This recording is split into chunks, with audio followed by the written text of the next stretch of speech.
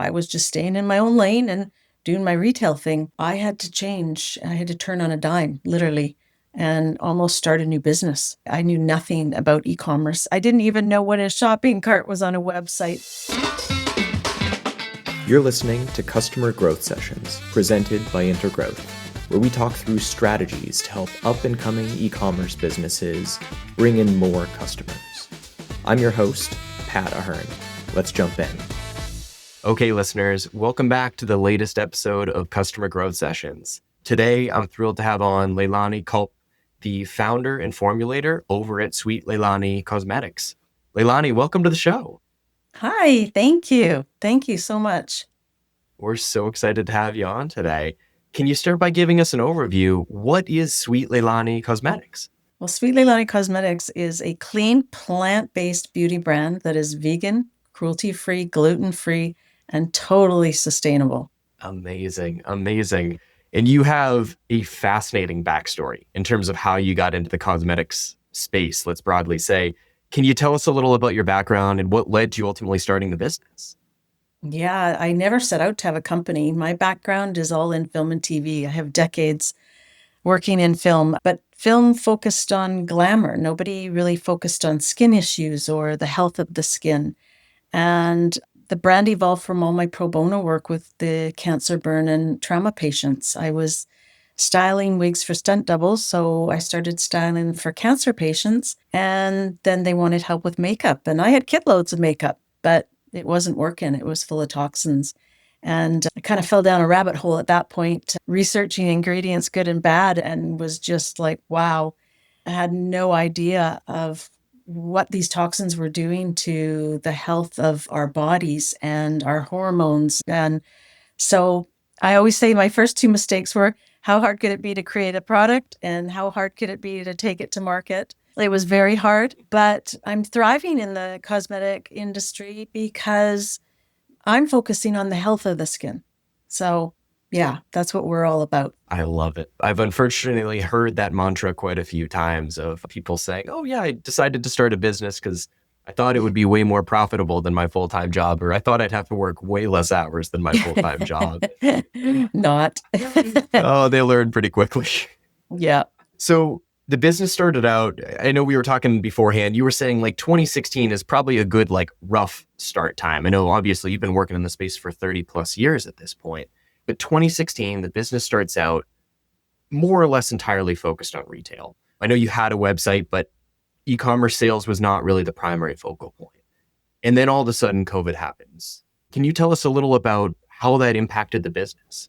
Well, originally I started with one product out of the bedroom, and I was selling it to makeup artists in the film industry and cancer patients and what have you. And then when I started working with the burn and trauma unit, I needed more products. So that's when I created the rest of the line. And I reached out to a local drug and grocery store here, and they took me on as a test market. So that's how I landed up in sort of mass market drug, grocery, health food stores, that kind of a market. And we were doing really well. We were really thriving. I had a team. I had a warehouse that we were distributing from. And then COVID hit. And it was like, oh, wow, okay. The reps weren't allowed in the store. We weren't allowed to call in the stores. The decline was instant for us. And it was like, oh my God, what are we going to do? I had a website, but I certainly didn't have a shopping cart or, e-commerce was starting to take off. I've heard about it, but that wasn't my business model. So I was just staying in my own lane and doing my retail thing. So I had to change. I had to turn on a dime, literally, and almost start a new business. I knew nothing about e-commerce. I didn't even know what a shopping cart was on a website. So I quickly had to learn. I had to start asking. I had to start reaching out to people, networking, figuring out how do I get this website up and running. Now, thank goodness, we have quite a loyal following because people believe in what we do. They want to feel like they're a part of it because by them purchasing the product, it allows me to continue my pro bono work. So they started purchasing online. So it was very slow. It was a hard 2 years. I'm not going to sugarcoat anything. It was really difficult. I had to lay off the reps. I had to cut the fat. Like I had to literally just downsize everything and anything to cut every little payment just to make it. But I did survive. Luckily, I made it. And I think that's again because I'm a niche brand like that deals with the health of the skin. And I'm focused on a lot of different pain points that these big competing cosmetic companies just aren't doing. Tell me if this sounds like you. You've started scaling the business through PPC channels like Facebook, but now it eats up 80% of your marketing budget, and ad costs continue to rise, pushing your margins down more and more every month. PPC is great for scaling your business in the early stages. The issue is PPC is like a faucet. As soon as you stop spending money, the sales instantly go away. So rather than paying per customer, we work with brands to build a steady stream of new customers through SEO. Those customers continue to flow for years after brands stop working with us. Interested in hearing more? Reach out to us directly at intergrowth.com/CGS to book a complimentary strategy session with our team. There's so much I want to dive into within that experience of pivoting the business, like right around COVID. I think, to me, one of the most interesting places to start is, I would almost say emotionally, coming to the decision that, hey, we need to drastically pivot the business. I would assume in that scenario, there's a really strong emotional desire to say, hey, this is just a short-term trend. Everything's going to return to normal. And like, for lack of a better word, to kind of keep your head in the sand and just say, oh, this is just a short-term setback. We're going to keep on doing what we're doing. We know it's going to work in the long term. It takes a lot, I would say, emotionally and just intellectually to say, hey, you know what, this isn't working. We need to move quickly, and to make those tough decisions to move forward. How did you keep your head out of the sand? How did you force yourself to say, this model of the business, I don't see working in the foreseeable future? I think at that point, you don't have a choice. I'm laying people off left, right, and center because I'm not going to be able to pay them. So that tells you right then and there that something has to change. And at that time, none of us knew where we were headed with COVID. It was the unknown. So as an entrepreneur, you just have to pull up your big girl panties and figure it out and turn and make it happen. So I don't even really think I was scared. Yeah. But other than that, you have to do it. You have no choice. So you figure it out. That's amazing. And so within this, I mean, you said yourself, so much of the e-commerce terminology was so foreign to you. It was a space you hadn't worked in yet. How did you go about learning about this entire concept, especially coming from a space where you have this successful business model, you have employees that are working for you? How did you go about mastering the e-com space in those couple of years? To be honest, looking back, a lot of it's a blur because I just put my head down and marched forward, but it was educating yourself. I'm big about really going full circle with knowledge before making decisions, and I have always been like that. So it was reaching out to people who were in that space. You always need to have people that you reach out to that you don't have that skill set. That's what makes, and I think, an entrepreneur successful, is that knowing you don't know everything, and then finding people who do and asking if they'll give you their time or sit down with them. Yeah. So first and foremost, it was getting a shopping cart onto the website, which sounds so basic now, but I didn't have a clue. So for me, that was huge. And again, it was a major overhaul money-wise when no money's coming in, but it was just another risk in the business that, again, we do as entrepreneurs. I mean, we have to take risks all the time. So it was just like, well, what else am I going to do? It's got to be done. And I'm curious, are there any platforms or communities that you found were really effective for meeting just other e-commerce founders that you could talk to? Well, locally here, I'm in Vancouver, Canada. We have a local a lot of women's networks, women entrepreneurs, Forum for Women. I had some mentors that I reached out to and asked if they had contacts. It was like starting a new business. You just did what you did with a new business. You have steps. I need to be here. And I worked backwards so that I could figure out what did I need to get to that next step. Yeah. So just networking groups, my bankers, that kind of a thing. Just everybody and anybody. Like I said, you just reached out. I didn't even really know who. I just started reaching. That's amazing. But I love that example of talking to bankers as well. I've talked to a few founders that have said they made really incredible connections from talking to their banker, which it always cracks me up. I never would think like, oh, your banker is a good person to reach out to for like all sorts of business relationships. But I'm hearing that more and more. I love hearing that. Yeah. And I think it's not necessarily your sort of level of banking here. It's when you get to the business development centers, where you're getting your loans or your lines of credit and they have programs set, or Small Business BC. There's so many programs now available in your city to tap into. So you just got to tap into them. So I'm curious about learning versus hiring, because you mentioned one of the first steps you had to take was building out the shopping cart functionality. It could be that you built that out on your own, but I would imagine you probably hired a developer to help you out with that. There's probably other subject matter experts that you brought on as well. How did you determine case by case, this is something that I need to learn how to do so I can do it on my own, versus this probably isn't a great use of my time to learn how to do this. I'm going to hire someone else who's an expert at this already. Well, just knowing first and foremost, I didn't know. And I needed somebody who did. I hired by contract. Originally, I had staff, they were in-house, but now it was hiring people contract by contract. So it was like if I hired a web or a digital person and I wasn't getting XYZ by that timeline, then I knew right away, move on. At that point, I was hiring by contract. I had all my own employees when I was working from our warehouse and had our in-house reps, etc.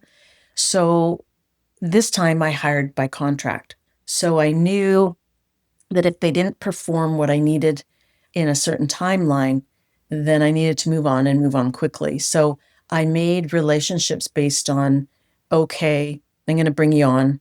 I need you to do X, Y, Z, but it's going to be sort of a trial and then we'll get to the next step. Like I didn't lock people in.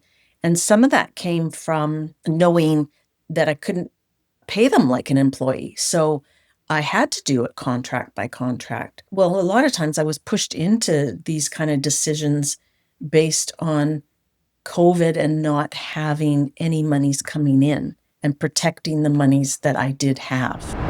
Struggling to get new customers? We're here to help. Hey, this is Pat, the host of Customer Growth Sessions. Our agency, Intergrowth, has been helping e-commerce brands like Bella Bridesmaids, Brevity, and JS Dental to get more customers online since 2016. Interested in seeing how we'd help you? Head over to intergrowth.com/CGS to book a complimentary consultation with me. That's intergrowth.com/CGS. All right, back to the show. I definitely see that quite a bit, where there are companies that I'll see will get a big surge in sales. They'll hire a bunch of people. And then if you can't maintain that sales, you're in this difficult scenario where you either have to cut your margins completely or you have to reduce staff. I'm all about the contract-based model. I mean, that's really what we built our agency on, is 30, 35 people on the team today. There's 2 full-time employees on our team aside from myself. So we're almost entirely contractor based. I love that worked for you as well. Yeah, and that's the same. Everybody's contract now. I don't have employees. I find that it runs better. It's just sort of better automated. And I think people are held accountable better when you're bringing in contract people that have a certain job and it's their company most times. So they do their job and they do it well. Especially for these skill sets that you were hiring for that maybe were just more complex in nature. I think in particular, like web development. How did you go about vetting these contractors before you hired them? I had sort of a blueprint of what I needed that I had learned through educating myself. So it was a guideline of what was my objectives with hiring this person. based on my networking with people, the understanding of what I needed to do, how it needed to work. So it was based on that, and then giving them a criteria. And I'm also about relationships. I think we all do as an entrepreneur. We have that gut sense that when we're speaking with someone, they either get you or they don't. Big thing was that they really had to understand my space. I wasn't a cosmetic company. I was different, very different. I was a little ahead of the curve in what clean beauty really means to the everyday woman today. So they had to fully get with the program and understand what we were trying to put across. So that's kind of how I weeded through everybody. So you build out the shopping functionality on the website and you're starting to focus way more heavily on the online space. There are hundreds, if not thousands, of different online marketing channels that you could go after. How did you go about deciding here are the 3 channels that we're going to focus on and we're going to say no to these other 50 channel opportunities that are front of mind for us? Right. I went with what I knew. Not that I was totally skilled at social media, but I knew it versus, say, some of the other software programs or apps, etc. And when you bootstrap, again, money's tight. I have to make sure that what I'm doing is really going to pay off. So we started with social media because I didn't have a big presence on social media. I was doing it myself. It was pretty hokey. That was sort of the next step. Okay, I need like a social media manager that can start posting across Facebook, Instagram, LinkedIn, those type of channels. So that was like the next big push, as well as a photographer. Because now, if I was going to have this social media presence, I needed better product pictures. So that was sort of the next game plan and the next step that we took. That's amazing. Well, we've covered a lot so far. I want to ask you more so a broad question because so much of what I find so inspirational about your story is that you took this business that was operating extremely well and then something changed drastically in the market that you had no control over. And it's as you said, you kind of had to build this brand new business from the ground up and also have the humility to say, hey, this business that worked well for so many years may not work this well again. And as you said, you've rebuilt the business to a large part of what it used to be, which is twice as impressive. But what advice would you offer for founders who are maybe starting to get an inkling that something is changing in the broader economy and that the business that once was successful for them maybe isn't going to be as successful in the next couple of years? Right. Good question. I believe that we have to move. You have to move. You have to keep moving. You have to keep taking steps. You have to keep reminding yourself, where is it that you want to be? You can't just keep chugging along. Like, it's not going to work anymore. Where we are in the world today is just upside down, and we have to prepare. So you need to become diversified and find other areas or outlets, or maybe branch off a little bit to have another sort of section under the big umbrella of your company. But move. You can't sit there. You need to come up with plans, I think, and educate yourself. Always educate yourself on what more you could be doing. Well, LeiLani, where can listeners go, A, to buy your products online, and B, where can they go to follow you to learn more from you and the company? Oh, thank you. Well, we have our website, www.sweetleilani.com. You can find us on all our social channels, Sweet LeiLani Cosmetics on Instagram, Facebook, LeiLani Kopp on LinkedIn.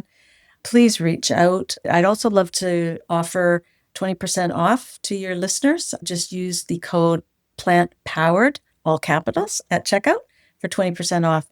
I'm on a mission to redefine beauty and what that means and take a more holistic approach to that. So I want everyone to make the switch. Just switch out one product at a time. So make the switch and get 20% off.